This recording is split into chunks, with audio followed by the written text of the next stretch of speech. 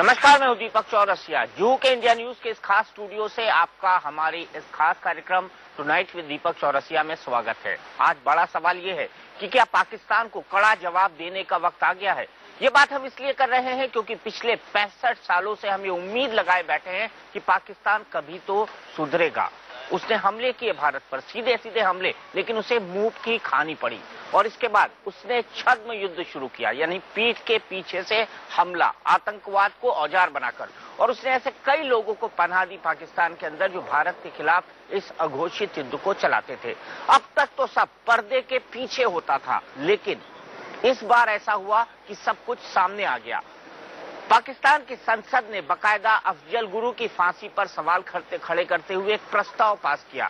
उसके बाद ये सवाल सबके जेहन में आने लग गया कि अगर किसी आतंकवादी को फांसी देने का पाकिस्तान खुले तौर पर अपनी संसद में विरोध करता है तो फिर ऐसे पाकिस्तानी नेताओं और हुक्मरानों से बातचीत क्यों की जाए। हालांकि भारतीय संसद ने भी एक प्रस्ताव पारित करके ये कहा है कि पाक अधिकृत कश्मीर भारत का अभिन्न हिस्सा था, है और रहेगा। लेकिन क्या ऐसा नहीं लगता कि सरकार को अब करारा जवाब देने का वक्त आ गया है।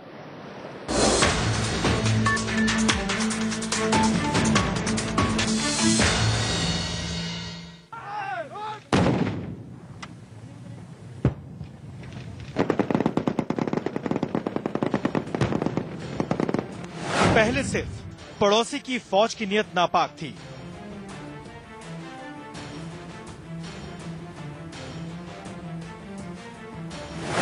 अब बेनकाब हो गई पाकिस्तान के नेताओं की नीयत।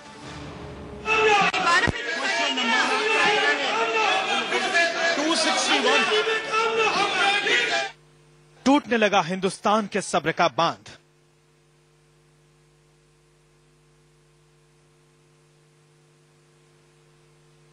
पूरे हिंदुस्तान का एक ही सवाल, क्या पाकिस्तान को कड़ा सबक सिखाने का वक्त आ गया है।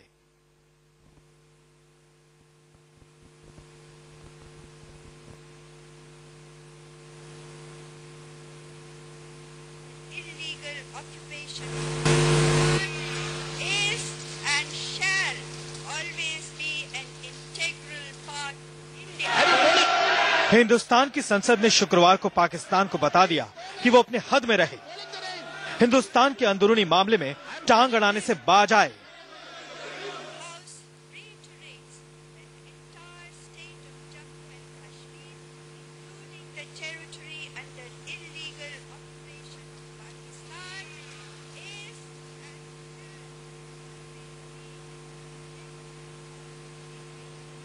संसद में निंदा प्रस्ताव लाने और पास करने के लिए पाकिस्तान ने ही मजबूर किया।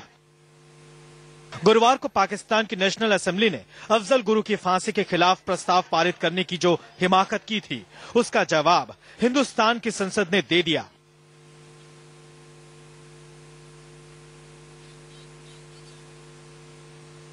एक ही संदेश है कि हम लोग एक भाषा में, एक ध्वनि में, एक आवाज में और एक भावना से हम अपनी देश भक्ति की बात कहते हैं, हम देश की सुरक्षा की बात कहते हैं। कोई प्रश्न चिन्ह लगाता है तो हमारी एक ही भाषा होती है। हम अपनी कोई बात नहीं देखते हुए सिर्फ देश और आम जनता की बात देखते हैं। हालांकि ये सवाल अब भी कायम है कि क्या पाकिस्तान के लिए इतना सबक काफी है। India will now seriously have to consider how to deal with Pakistan in this situation. The Honorable Prime Minister has in the past been very magnanimous to say that he is willing to walk an extra mile. After a series of these provocations, we would like to urge him that forget a mile, he should now forget walking even an extra yard. हम लोग तो इस पक्ष में कि एक बार are पार कर लो जिस तरीके से हो, क्योंकि देश बहादुरों का देश है और नेता अगर बहादुरी के निर्णय नहीं ले पाते तो फिर देश की जनता बहादुरी का निर्णय लेगी।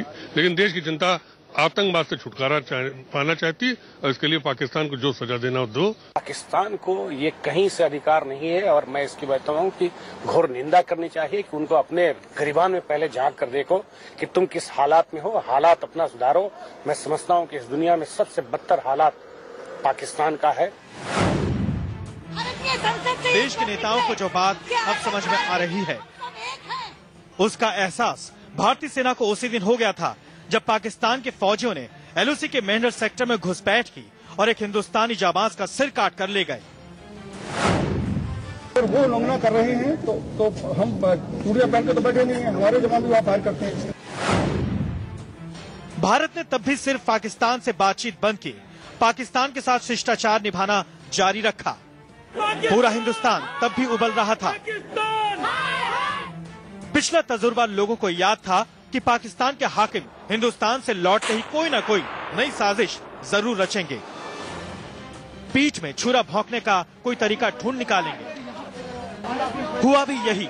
9 मार्च को राजा परवेज अशरफ अजमेर से लौटे और 13 मार्च को श्रीनगर में आत्मघाती हमला हो गया। सीआरपीएफ के 5 जवानों का खून पाकिस्तान के चेहरे पर था। और उसी बीच पाकिस्तान की नेशनल असेंबली ने अफजल गुरु के बारे में प्रस्ताव पारित करके पूरे हिंदुस्तान का खून खौला दिया। और ये डे बाय डे भारत पर आतंकवादी भेज रहा है, लड़ाई झगड़े करवा रहा है।